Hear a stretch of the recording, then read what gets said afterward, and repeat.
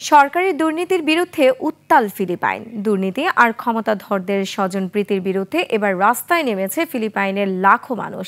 আন্দোলনের নেতৃত্ব দিচ্ছে জেনজিরা। পেরুতেও জননিরাপত্তা বাড়ানোর ইস্যুতে বিক্ষোভ করেছে জেনজিয়া। এ সময় পুলিশের সাথে ব্যাপক সংঘর্ষ হয়। এদিকে অভিবাসন বিরোধী বিক্ষোভে হয়েছে নেদারল্যান্ডসেও। বিস্তারিত আফসানা নীলার ডেস্ক রিপোর্টে। সরকারি দুর্নীতির অভিযোগে ফিলিপাইনের রাজধানী ম্যানিলার রাস্তায় হাজারো মানুষ। বন্যা নিয়ন্ত্রণ প্রকল্পে প্রায় 1 ট্রিলিয়ন পেসো আত্মসাতের অভিযোগ ঘিরে দেশের নাগরিকরা ফেটে পড়েছেন বিক্ষোভে। বিক্ষোভকারীরা রাষ্ট্রপতি প্রাসাদের দিকে যাওয়ার রাস্তায় টায়ারে আগুন দেয়, দাঙ্গা পুলিশকে লক্ষ্য করে পাথর ছুঁড়ে মারে। এ সময় 17 জনকে গ্রেফতার করা হয়।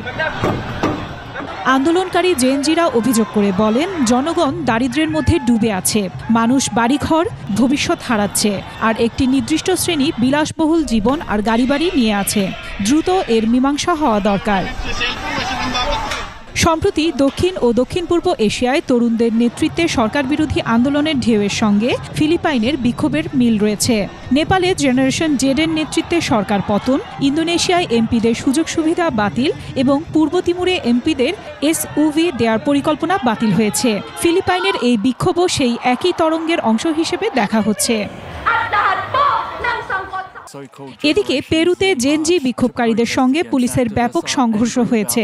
রাষ্ট্রপতি দিনা বলুয়ার্টের সরকারের বিরুদ্ধে বিক্ষোভে অংশ নেয় শত শত তরুণ। পেনশন সংস্কার ও জননিরাপত্তাহীনতার অভিযোগে বিক্ষোভ করেন তারা। রাজধানী লিমাতে বিক্ষোভকারীদের ঠেকাতে পুলিশ কাঁদানে গ্যাস নিক্ষেপ করে।